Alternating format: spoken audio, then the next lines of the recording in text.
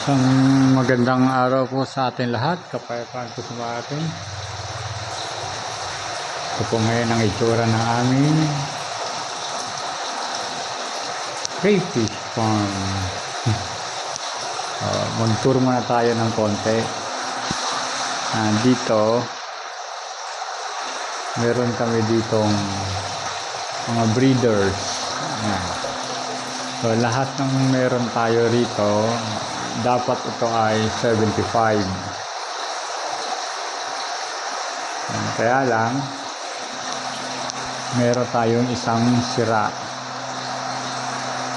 Ito, pusa na lang siyang nag-crack. Ayan, nag-crack. Kaya 74 na lang yung ating working. Dito siya nakapwesto. Okay, balik tayo dito sa simula. So, ano ba meron dito? Meron din tayo dito mga gapi. Yan yung bigay sa atin ng kinuhaan natin. Yan, ang dami na nila, dumami na sila. Tapos ayan, sige, ano dito, bawat aquarium ay merong 1 female, 1 male. Ayan, 1 female, 1 male, lahat muna sila. At may naasahan tayong breeder na darating ba siguro, baka within 2 months pag naglakihan na yung nakuha natin kay Kuya Cesar. Itong lahat ng ito ay yung unang batch 100 pieces kay Ma'am Cheryl ng Red Claw Critters. Tapos 200 batch kay Kuya Cesar. Tapos last September 13 kumuha ulit tayo 500 pieces na.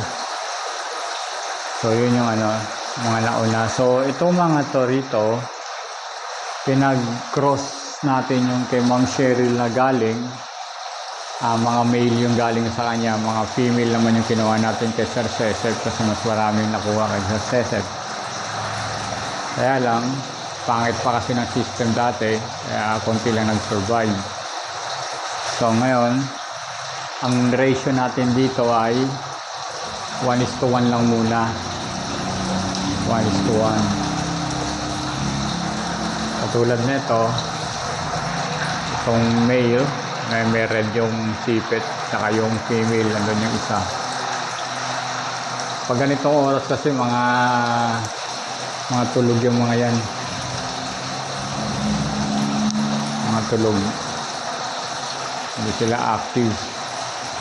Dito pala ay merong 6 na yung buntis. So dito ayan, buried. Dito ay isa, pangalawa, pangatlo, pang-apat, lahat na may tape dito sa gitna. Saka pang-5. Ayan, dyan. Tapos doon yung pang-6, konti lang yung anak. Doon. Ayan, yung kanto na yan. So yun lang muna yung update natin ngayon dito. Kung ano man yung gusto nyo pag-usapan natin, para meron tayong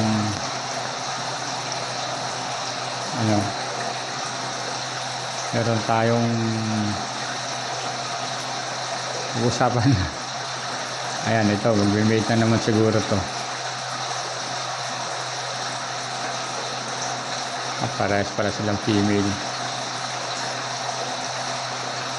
Guys, salamat sa Diyos.